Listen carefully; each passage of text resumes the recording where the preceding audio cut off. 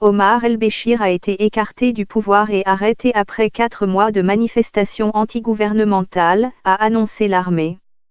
Il a dirigé le pays d'une main de fer pendant 3 décennies. Voici 5 dates importantes de l'histoire du Soudan qui expliquent ce qui a conduit au renversement du président Omar el-Béchir. Il est alors accusé de crimes de guerre en lien avec la crise au Darfour. Elle a éclaté en 2003 lorsque les rebelles de cette vaste région de l'ouest du pays ont pris les armes pour mettre fin à une discrimination dont ils disent être victimes.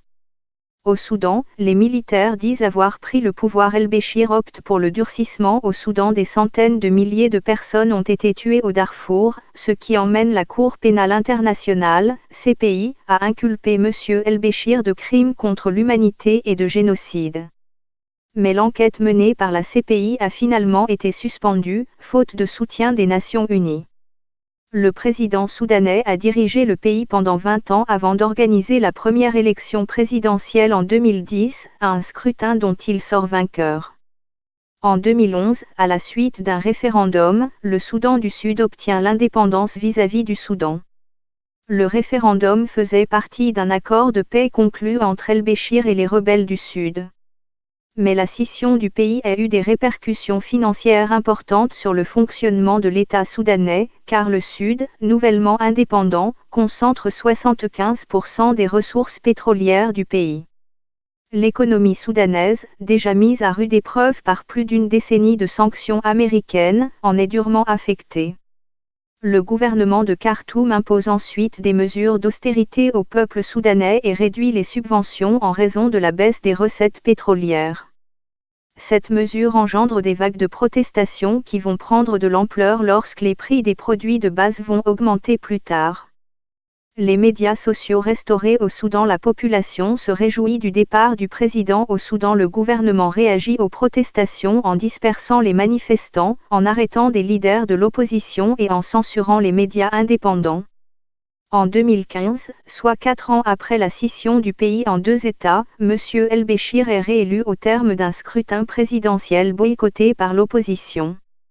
Au Soudan, la police ménage les manifestants. Affrontements entre éléments des forces armées au Soudan. Fin 2017, les États-Unis lèvent certaines sanctions prises contre le Soudan. Toutefois, l'économie du pays continue de se détériorer. En novembre 2018, l'inflation atteint presque 70%. Alors que la livre soudanaise s'effondre. Le gouvernement impose des mesures d'austérité et réduit les subventions étatiques sur le carburant et le pain. Ces mesures déclenchent des vagues de protestations massives dans tout le pays, en décembre 2018. Les manifestants protestent d'abord contre la hausse des prix de certaines denrées alimentaires, du pain notamment. Ils exigent ensuite la démission d'Omar el-Béchir. En février, l'ANIS, l'agence chargée de la sécurité nationale et des renseignements, tente de calmer les manifestants en annonçant que le chef de l'État va démissionner. Mais le président réagit aux manifestations par une mesure instaurant l'état d'urgence dans tout le territoire soudanais. Il limoge le gouvernement fédéral et remplace tous les gouverneurs par des membres des forces de sécurité. Omar el-Béchir tente en même temps de calmer les manifestants en promettant de se retirer de la présidence du pays à la fin de son mandat en avril 2020 et de ne pas se présenter à l'élection présidentielle. Au Soudan, la contestation d'Omar el-Béchir prend plus d'ampleur. Omar el-Béchir défié par les manifestants, mais ces mesures ne semblaient pas suffisantes pour calmer les manifestants, qui rappellent que le chef de l'État a, par le passé, promis de se retirer du pouvoir, sans tenir parole.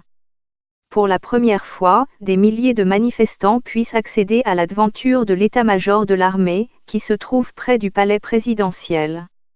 Des milliers de Soudanais campent à l'extérieur du siège de l'armée tout au long de la semaine, de jour comme de nuit. Et au moment où une partie des forces de sécurité fait usage de gaz lacrymogène contre les manifestants et procède à des arrestations, la police, elle, ordonne à ses agents de ne pas intervenir contre les citoyens et de ne pas disperser les manifestations pacifiques. Elle déclare qu'elle soutient la transition pacifique du pouvoir. Selon les analystes politiques, l'armée et les autres corps de sécurité étaient divisés sur la manière de gérer les manifestants. Les officiers de l'armée voulaient éviter la violence, tandis que certains groupes paramilitaires étaient prêts à recourir à la force publique. Sur le terrain, des unités de l'armée sont intervenues pour protéger les manifestants contre certains agents de sécurité.